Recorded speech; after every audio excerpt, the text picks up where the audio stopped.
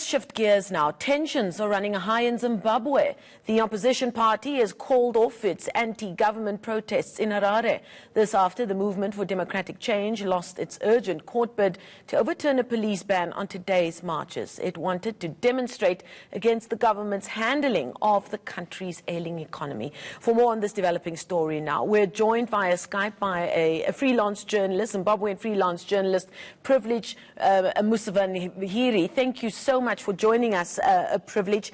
We've seen those videos on social media, very worrying pictures coming out of Harare. Can you give us a sense of the atmosphere there right now? What is the situation like? Yeah, the atmosphere is a bit tense in Harare Central, in the CBD. The town is now deserted. Shops are closed. Very few people are going about business in town, and a lot of people are making their way home for those that were still in town.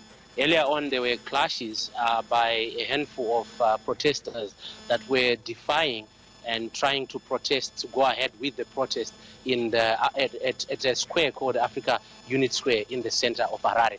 And police had to disperse them using tear gas. They also attempted to march to the president's office, and the president was in the office at the time, and they had to fire tear gas at the protesters as well. But at the moment, the town is now deserted, and a lot of people are leaving town. Had there been hope from those organizing today's protests that they would be allowed to go ahead? Because it comes months since those rallies in January that didn't go down well either. They were hopeful that they were going to be allowed since they had notified the police. According to the Zimbabwe law, what happens is that if they only need to notify the police, according to the law, they cannot stop the protest, but they can use also some clauses of the same law to say that because of security, they will not be able to guarantee that the demonstration will be peaceful. So yesterday evening, the police issued a ban on the demonstration. But then the MDC had gone to court earlier on this morning to the High Court to challenge that. But the High Court dismissed the challenge and said that they had approached the wrong court. They were supposed to have gone to the lower court, the magistrate court first, before they had to come to the High Court. So they were still hopeful that they could go ahead with the demonstration, but it was not to be.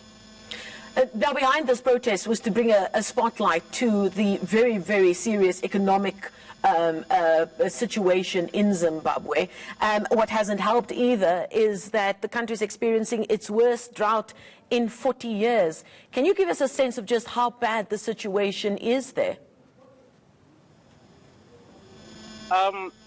As you rightly said, drought has affected the country. At the moment, about 5.2 million people are in need of food assistance. But to worsen the situation, it's the economic situation itself. The cost of living has astronomically gone up high, and also the other thing is that a lot of reforms that the government is introducing, where they are increasing tariffs and also the price of fuel to match the prices that are obtaining in the rest of the region.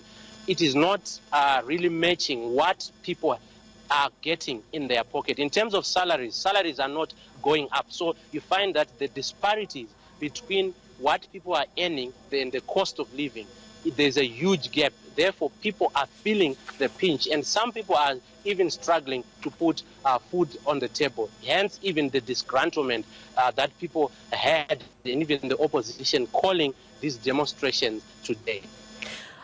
How much of the blame is being put at the foot of the government? Now, we're told that President Mnangagwa's government has brought in some tough measures to try and stabilize the economy. It seems that they're trying to live within their means, according to some articles doing the rounds. But what is the feeling on the streets? Who are ordinary Zimbabweans blaming for this current situation? The blame is squarely coming back to the government because a lot of people were looking up to the government to solve the situation and handle the situation. At the moment, you would understand that people have been experiencing long hours in terms of power outages, going into 18 hours. The country, if you look at the industry is down at the moment. Most industries are not operational because they are not getting power to operate. So where people could work and get and earn salaries, it's also being affected, and production is not happening. And then if you look at the government, yes, some of the reforms that they are introducing were necessary, but the reforms are coming at a difficult time where people, their salaries are not going up. Therefore, the good that the government is trying to do by introducing those reforms may not be recognized because people are feeling the pinch of the economic situation. Now, Privilege, while I speak to you, we're looking at those visuals that are doing the rounds on social media of police beating protesters there on the streets of Harare. Now, during the elections, I remember my colleagues who have covered events in that country were taken aback by how freely they could go about doing their work as journalists.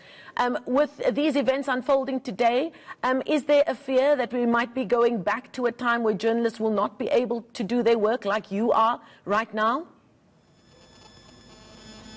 Yeah, those fears are there. At the moment, we are going through some law reforms.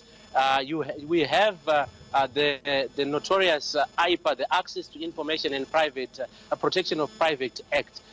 It is going to be repealed and replaced with another information bill. This information bill still criminalizes journalists, and this was not being expected to be brought back under this new bill. So there is that fear, yes, that our work could be curtailed by this bill if it sails through. But at the moment, you find that when this new dispensation, the new government came, there was a bit of relaxation, and the way we were working as journalists, as compared to the previous regime of President Mugabe, there was a bit different, and there is an acceptance of the media working freely in the country. But that fear of curtailing the freedom is within this bill that is almost about to be introduced. Privilege, we're going to leave it there. Thank you so much for your time.